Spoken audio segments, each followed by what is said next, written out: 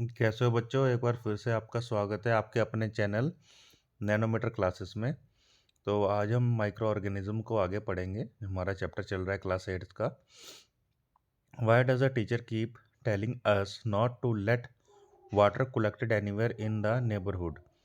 अक्सर टीचर हमें ये कहता है कि हमें पानी नहीं रखना चाहिए, आसपास के एरिया में भरा हुआ हो तो उसे सुखा देना चाहिए। ठीक है, जैसे बर्तन भर के हम छत पे रख देते हैं, है ना। बारिश का पानी हुआ तो बर्तन भर जाते हैं, ऊपर जो भी पानी पड़ा हुआ कहीं पे इकट्ठा हो गया तो वो आसपास अपने वातावरण में वो पानी भरा हुआ क्यों नहीं रहने देना चाहिए हमें। देखो, all mosquito breed in water. जितने भी मॉस्किटो है ना दुनिया के, वो सारे के सारे ब्रीडिंग यानी पैदा कहाँ होते, ब्रीड का मतलब पैदा होना। कहाँ पैदा होता है? पानी में। Hence one should not let water collected anywhere. तो इसलिए हमें कहीं पर भी पानी को जमा होने नहीं देना है, यानी पानी को इकट्ठा होने नहीं देना है। ठीक है, यानी रनिंग वाटर जो होता है ना उसमें नहीं होता। जैसे आप नहर है, नहर में तो पानी बहता रहता है, तो वहाँ पे मच्छर वगैरह पैदा नहीं होते। ये पैदा कहाँ होते हैं? जब पानी खड़ा रहता है। समझते हो ना, पानी में यानी कि भर आपकी छत पे कोई टायर पड़ा है तो बारिश हुई तो टायर में पानी भर गया और वो वहीं पे पड़ा सड़ता रहा, तो वहाँ पे मॉस्किटो पैदा हो जाते हैं, वहाँ पे वो ब्रीड करते हैं। ठीक है, सो देखो, let the water collected anywhere in cooler. देखो जो कूलर होते हैं ना, गर्मियों में क्या होता है, हम कूलर चलाते हैं। अक्टूबर का महीना आता है, कूलर चलाना बंद कर देते हैं, उसके अंदर पानी भरा रहता है अगले 1 साल तक। ठीक है, क्योंकि हम खाली नहीं करते। टायर्स, टायर क्या होता है कि बेटा, साइकिल का टायर हो, ट्रक का टायर हो, अक्सर छतों के ऊपर पड़े रहते हैं। बारिश होती है तो टायर्स के अंदर पानी भर जाता है और उसके अंदर क्या होता है, फिर मच्छर पैदा होते हैं। फ्लावर पॉट, आपके गमला है, छत पे कोई पड़ा फ्लावर पॉट है, खाली पड़ा हुआ है, उसमें कुछ नहीं है, बारिश हुई भर गया और उसके बाद उसमें मच्छर पैदा हो गए। ठीक है, ये कुछ एग्जांपल्स हैं पानी भरता है जहाँ। By keeping the surrounding clean and dry we can prevent the mosquito from the breeding. देखो, हमें अपने आसपास के वातावरण में साफ़ सफाई रखनी चाहिए और सबसे इम्पोर्टेंट बात यहाँ पे बोली कि ड्राई यानी कि सूखा रखना चाहिए। ऐसे क्या होगा, हम मच्छरों को पैदा होने से रोकेंगे। Try to make a list of measures which help to avoid the spread of malaria. तो हमें लिस्ट बना के तैयार करनी है जो कि हमें हेल्प करती है मलेरिया को रोकने में। ठीक है, मलेरिया की बीमारी आपको पता है मच्छर के काटने से होती है। तो देखो, अब हम देखते हैं some common human disease cause by the micro organisms. तो मैं थोड़ा और छोटा कर लेता हूँ, लीजिए इक्वल हो गया। तो देखिए, ह्यूमन डिजीज लिखा है, दूसरे वाले में कॉजेटिव माइक्रो ऑर्गेनिजम्स लिखा है, मोड ऑफ ट्रांसमिशन लिखा है, प्रिवेंशन एंड मेजर्स लिखा हुआ है। तो पहले खाने का मतलब क्या है? ह्यूमन डिजीज, कौन कौन सी इंसानों को बीमारी हो जाती है। कॉजिव एजेंट्स यानी कॉजेटिव माइक्रो ऑर्गेनिजम्स का मतलब कौन किसकी वजह से ये बीमारी होती है। ठीक है, वायरस है, बैक्टीरिया है, फंगाई है, क्या है। ठीक है, फिर मोड ऑफ ट्रांसमिशन यानी एक से दूसरे में कैसे फैलती है। हैंडशेक करने से फैलती है, पानी से फैलती है, हवा में ही फैल जाती है। ठीक है, फिर प्रिवेंटिंग मेजर्स यानी कि क्या करना चाहिए जिससे कि ये बीमारी फैलने से बचे। ठीक है, तो ट्यूबरक्लोसिस पहली बीमारी है, बैक्टीरिया की तरफ ये फैलती है और हवा में ही फैल जाती है। ठीक है बच्चों, keep the patient in a complete isolation. जिसे भी ट्यूबरक्लोसिस हो रहा है उसे कंप्लीट आइसोलेशन चाहिए। आइसोलेशन क्या होती है? एकदम खाली एरिया, एकदम रूम में कोई ना हो। Keep the personal personal belongings of the patient away from those of the others. जो भी वो चीज़ पर्सनली यूज़ कर रहा है, ठीक है, उसे दूसरों से दूर रखना है। क्यों? क्योंकि हवा में ही फैल रहा है वायरस। ठीक है, बैक्टीरिया जो है हवा में ही फैल रहा है, तो एक से दूसरे को होने का खतरा है। Vaccination to be given at a suitable age, और इस चीज़ की वैक्सीनेशन देनी चाहिए सुटेबल एज में। क्लियर है? यानी वैक्सीनेशन यानी कि दवाई, इंजेक्शन। मीजल्स ये वायरस से होता है, ये भी हवा में होता है, अगेन इसका प्रोसीजर क्या है? सेम है। ठीक है, चिकन पॉक्स ये भी वायरस से होता है, देखो अभी हवा में भी होता है और ये हैंडशेक यानी कॉन्टैक्ट में आने से भी हो जाता है। तो मेजरमेंट सबके सेम ही है इनके। ठीक है, पोलियो का ही वायरस है, एयर एंड वाटर। अच्छा, एयर एंड वाटर है, कॉन्टैक्ट मत कर देना। ठीक है, तो मेजरमेंट इसके भी सेम है। कॉलर एंड टाइफाइड देखिए, दोनों बैक्टीरिया से और फूड और वाटर से ये फैलता है।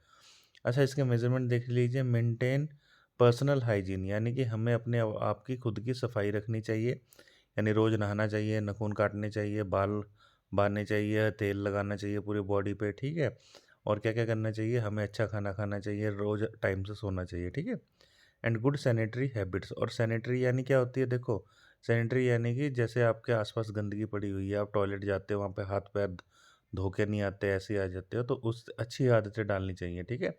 टॉयलेट जाने के बाद हाथ धोने चाहिए।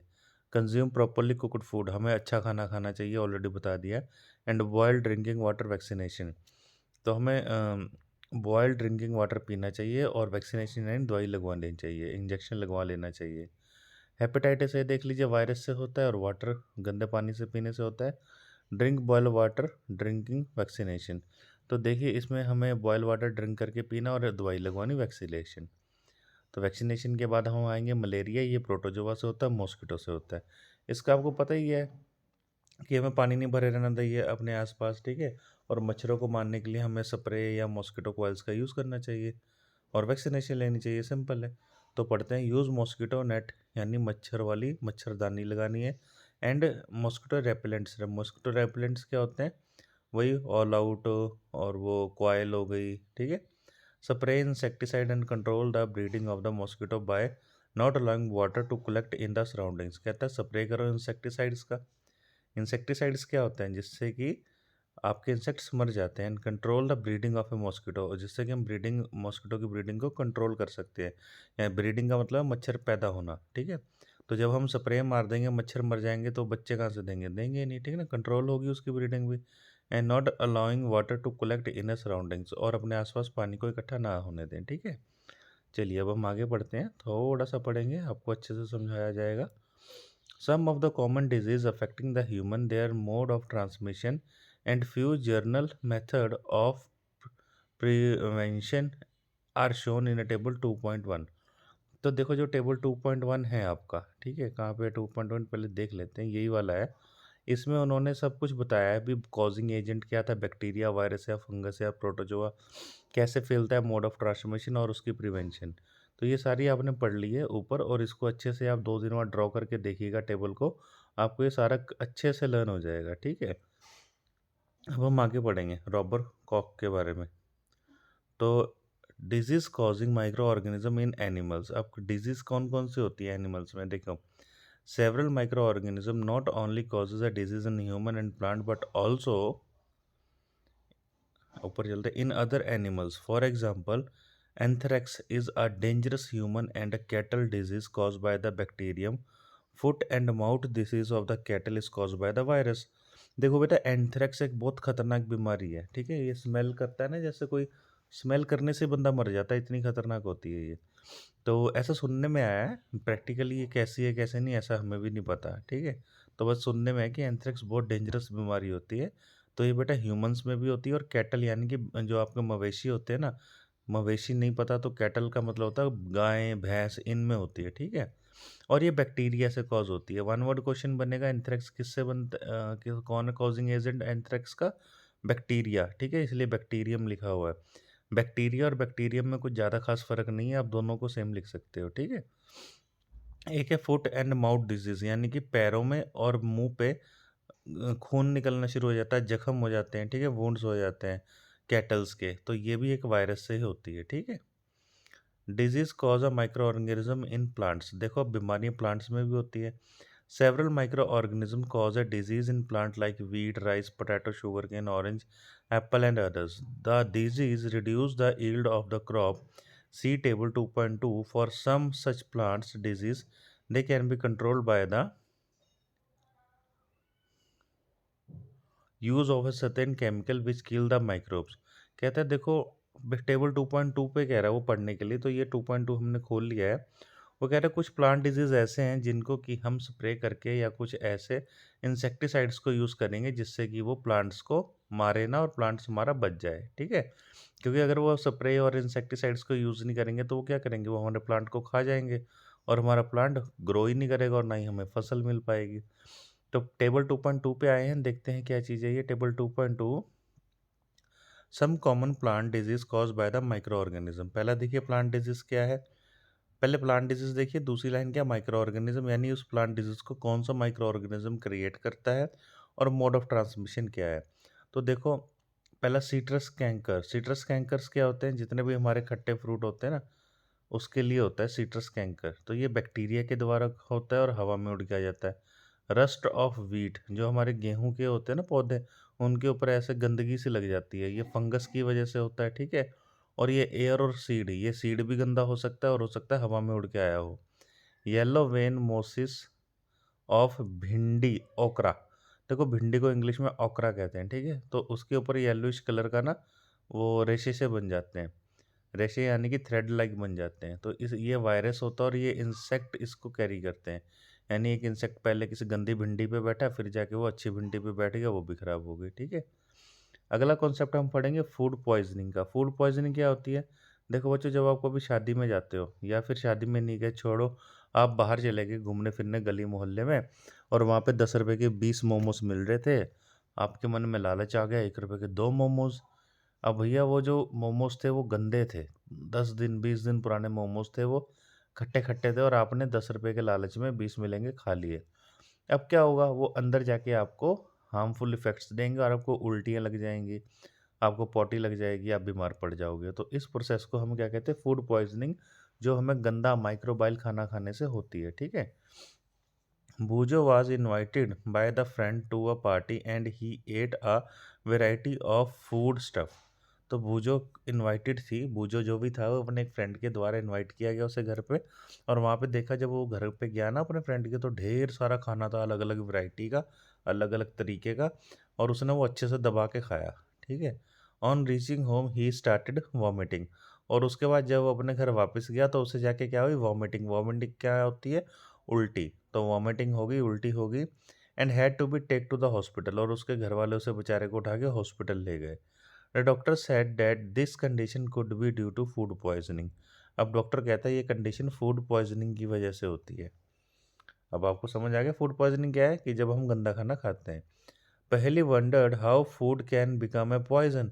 अब भैया बूझो की तो हालत ख़राब हो गई, अब पहेली ये सोच रही है, वो हैरान हो रही है, आश्चर्यचकित हो गई। वंडर का मतलब होता है अजूबा, एक तरीके का। आश्चर्यचकित हो गई, हैरान हो गई, ठीक है। देखो वंडर के कई मतलब बन गए, एक तो 7 वंडर्स यानी अजूबा, पर यहाँ पे वंडर वो आश्चर्यचकित हैरान हो गई, यहाँ पे ये वाला वंडर्स है, ठीक है।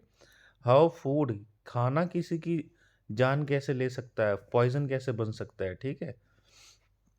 देखो food poisoning could be due to the consumption of a food spoiled by some micro organism. मैंने आपको बताया खाने में अगर कोई चीज़ खट्टी लग रही है जो कि नेचुरली खट्टी नहीं होती, ये नहीं कि आप संतरा खा रहे हो तो उसमें माइक्रो ऑर्गेनिज्म है, नहीं। आप जैसे केक खा रहे हो, ब्रेड खा रहे हो और उसमें खटास है ना। आप पनीर खा रहे हो, वो खट्टा है खाने में, वैसा नहीं है जैसा होना चाहिए, ठीक है। तो उसके ऊपर माइक्रो ऑर्गेनिजम्स का अटैक हो चुका है, अब वो खाने के लायक नहीं बचा है। जैसे कहते हैं ना बासी खाना, खाना बासी हो गया, खाना बह गया, खाना बासी हो गया। तो बासी खाना नहीं खाना चाहिए, उसमें माइक्रो ऑर्गेनिज्म का अटैक हो जाता है, और उसे खाने से आपके अंदर क्या होगा? माइक्रो ऑर्गेनिक एक्टिविटीज़ होंगी और आपको उल्टियाँ टटियाँ लग जाएंगी, ठीक है। Microorganisms that grow on our food sometimes produce toxic substance। देखो साफ लिखा हुआ है कि माइक्रो ऑर्गेनिज्म जो हमारे फूड के ऊपर ग्रो होते हैं वो अक्सर टॉक्सिक सब्सटेंस, टॉक्सिक मतलब जहरीले खतरनाक सब्सटेंस को प्रोड्यूस करते हैं, तभी वो हमें खाने में खट्टा खट्टा अजीब सा लगता है। दीज चलिए मेक द फूड पॉइजनस। अब ये जो टॉक्सिक सब्सटेंस होते हैं, देखिए ध्यान से, साइड पे पेज पे लिखा हुआ है आपके, make the food poisonous causing serious illness and even death. अब ये वाला टॉक्सिक फूड खाना हमारी सेहत के लिए बहुत ही ज़्यादा हानिकारक होता है।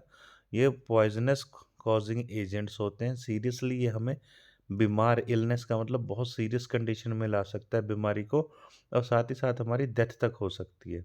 So it is very important that we preserve food to prevent it from being spoil.